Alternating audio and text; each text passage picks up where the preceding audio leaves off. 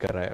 مثلا شیعہ ہی ان کے حوالے سے نشانے پہ کیوں ہوتے ہیں؟ آپ گستاخی کرتے ہی کیوں ہیں؟ کیا ذاکرین ممبروں سے گستاخی نہیں کرتے؟ جس کی جو بس میں آتا ہے امہات المومنین کے لیے، صحابہ کرام کے لیے نہیں کہہ دیتا دھرلے کے ساتھ؟ میری بات تو یہ ہے کہ اگر کوئی ایسا کرتا ہے نا تو اس کو سب کو مل کر اس کے خلاف ایف آئی آر کاٹنی چاہیے. میں اس میں آپ کے ساتھ ہوں. جو ایسا کرے، اگر ایک بندہ ایسا کرتا ہے تو آپ 25 کروڑ پر الزام لگائیں گے. بہت سارے صحابہ نے شراب پی، آپ کہیں گے سارے صحابہ نعوذ باللہ شرابی تھے؟ جنہوں نے شراب پی ان کو سزا بھی ملی.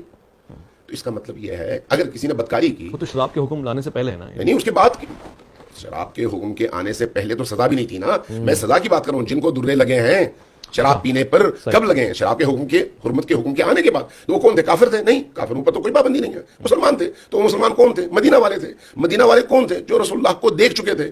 تو صحابی کی تعریف کیا کی جاتی ہے؟ جس نے ایمان کی حالت میں نبی کریم کو دیکھا ہو. تو اس کا مطلب ہے ان پر یہ حدیں جاری ہوئیں. کیا صحابہ میں ہاتھ کٹے یا نہیں؟ صحابہ کو قتل کے جرم میں پھانسی یا ان کا سر کاٹا گیا یا نہیں؟ صحابہ کو اس بدکاری کے جرم میں درے لگے یا نہیں؟ اگر لگے تو قرآن کی آیات انہی کے لیے نازل ہوئی ہیں نا. اس کے بعد جا کر قانون تدوین پاتی ہے. اگر یہ چیزیں کوئی بندہ نکال کے کسی کو دکھا دے یا کسی تقریر میں بتا دے، بھائی حدیث میں یہ لکھا ہوا ہے، قرآن میں یہ لکھا ہوا ہے، مورخ نے یہ لکھا ہے، محدث نے یہ بات لکھی ہے اور فلان کتاب میں لکھی ہے، تو اب اس قانون کی روشنی میں بجائے اس کے کہ آپ کہیں کہ بھئی یہ ایک علمی اختلاف ہے، آپ بولنے والے کو کٹہرے میں کھڑا کر دیں اور اس کے خلاف کم سے کم 10 اور زیادہ عمر قید کی سزا کٹوائیں گے. اس کا تو جرم نہیں ہے. جا کے پھر امام بخاری کو قبر سے نکالیں اور ان کے خلاف فتویٰ دیں. لیکن امام بخاری پاکستان کے نہیں تھے نا، پاکستان کی سرحد پہ یہ قانون کا اس کا اطلاق ہوتا ہے. اچھا ٹھیک ہے، بالکل ٹھیک ہے. امام بخاری کی کتاب تو پاکستان میں چھپ رہی ہے نا. تو چھاپنے والے جو توہین پر مبنی کتاب ہوگی اس کو چھاپنے والا بھی توہین کا مرتکب ہے یا نہیں؟ تو پھر سارے پاکستان سے بخاریوں کو اٹھائیں اور جلائیں، مسلم کو اٹھائیں اور جلائیں. کیونکہ جتنی توہین اللہ کی، رسول اللہ کی، امہات المؤمنین کی، سابقہ انبیاء کی، صحابہ کی، اہل البیت کی، بخاری میں، مسلم میں موجود ہے. دنیا کی کسی کتاب میں نہیں ہے. کیا بات کر رہے ہیں؟ جی ذرا پڑھ کے دیکھ لیں آپ. یہ تو مجھے مسلمان کی کتاب ہے. اگر ایسا ہے تو مجھے کوئی ٹائم دیں، کوئی اور پروگرام رکھیں، میں ایک ایک کر کے، وہ ہزاروں ہیں، یہ درجنوں میں نہیں ہے.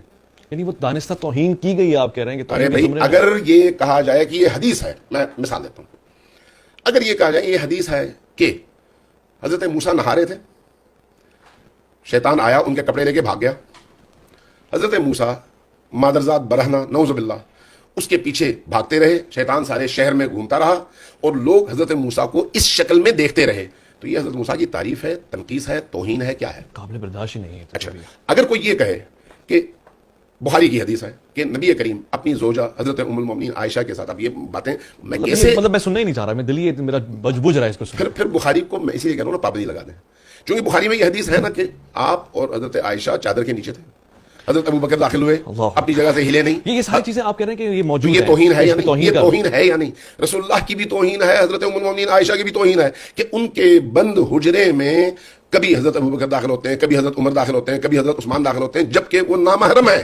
ایک مولوی صاحب اپنی بیوی کے لیے کبھی بھی اس طرح کی کوئی بات ایک لمحے کے لیے قبول کرنے کو تیار نہیں ہوتے. کوئی بھی غلط کی شان میں کیسے تیار ہو جاتے ہیں؟ کوئی بھی غلط آدمی. اگر ایسا ہے تو پھر ان کتابوں کو آگ لگانی پڑے گی نا. پھر اچھا میں آپ سے توہین تو ہے. جنہوں نے وہ کتاب چھاپی ہے ان پر توہین کا پرچہ کروائیں، جنہوں نے اس کا ترجمہ کیا ہے ان پر توہین کا پرچہ کروائیں، جس ادارے نے چھاپا ہے اس ادارے کو بند کروا دیں. تو پاکستان میں کیا بچتا ہے پھر آپ کے پاس؟ تاریخ اسی طرح سے اٹھا کر دیکھ لیں. جتنے محدثین کی بڑی بڑی کتابیں ہیں وہاں پر بڑے بڑے نام آور شخصیات کے حوالے سے ایسی چیزیں موجود ہیں، اور ان میں سے کوئی بھی، میں آپ کی اطلاع کے لیے عرض کروں، شیعہ نہیں ہے.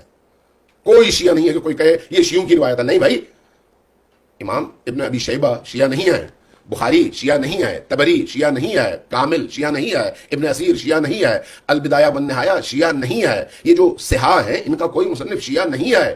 اگر آپ کو اس طرح کی ساری چیزیں وہاں سے مل جائیں تو اب آپ اس کے بعد کیا کہیں گے؟ یہ توہین ہے یا نہیں ہے؟ اگر اس کو آپ توہین کہیں گے تو پھر کچھ نہیں بچتا.